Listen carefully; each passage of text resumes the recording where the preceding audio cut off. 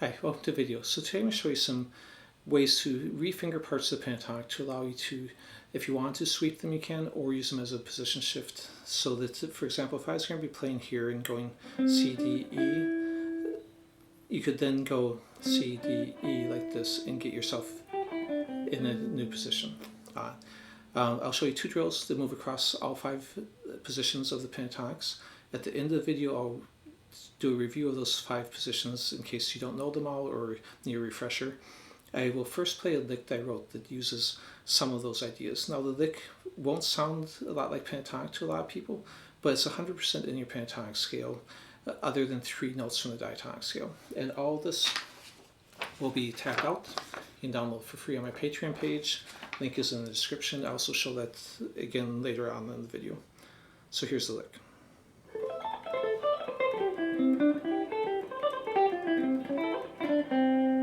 Okay, so let me play it slower. So it starts off, I do use A minor arpeggio here, but it's still within the pentatonic key of the A minor pentatonic or C major.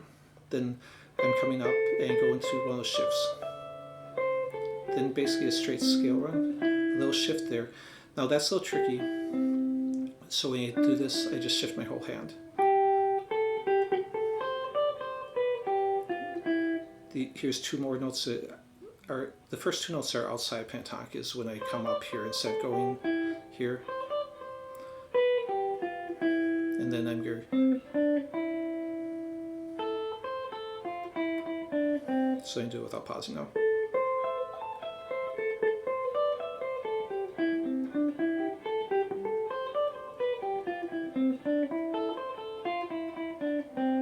Okay, so that's the lick. So now you jump into the drills now.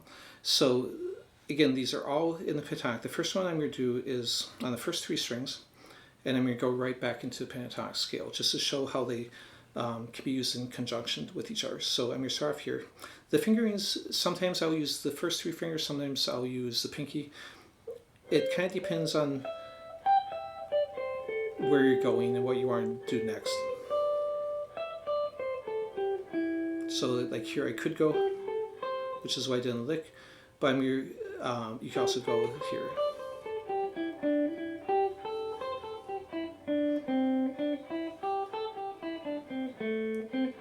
Then I'm just going to reverse it.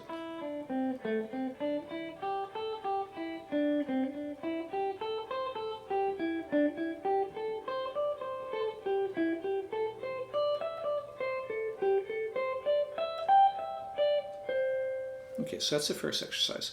The second one, I'm just going to move up to the 4th, 3rd, and 2nd string, and I'm going to leave off the scale. So I'm just going to do the shifting positions. So I'm going to start here. And if you're having trouble, basically, again, I'll review all 5 scale positions. You just have, it's a little hard to visualize. You just have to see where the next note is in the adjacent pentatonic scale. So as long as you can picture that your pentatonic scale, you can get through it.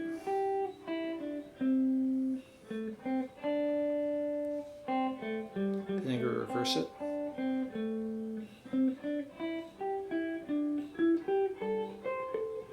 So basically, if you think about it, like if I'm in this pentatonic scale and moving into this one, and that's basically what I'm doing. But this is all tabbed out, so I'll go ahead and review the 5 scales next. But if you look at it, I've got the drills, and then the drills I gave some picking options to. Then I've got the lick, it's all marked down here on that, and the last line is the scales. When I have this type of symbol, that'd be 3 downstrokes, or it could be up, down, down. So on this, when I'm doing the scale, if I'm ending on a downstroke, then I might be going to upstroke here. I'm not going to change it to downs. I'll just then only do up, down, down for that.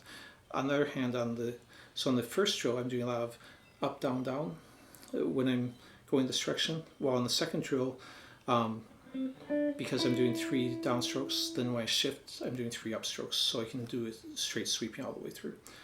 So let's go ahead and run through the scales. So basically, these are your 5 positions in the key of A minor, C major. basically I'm going to ascend one and then descend it and just alternate.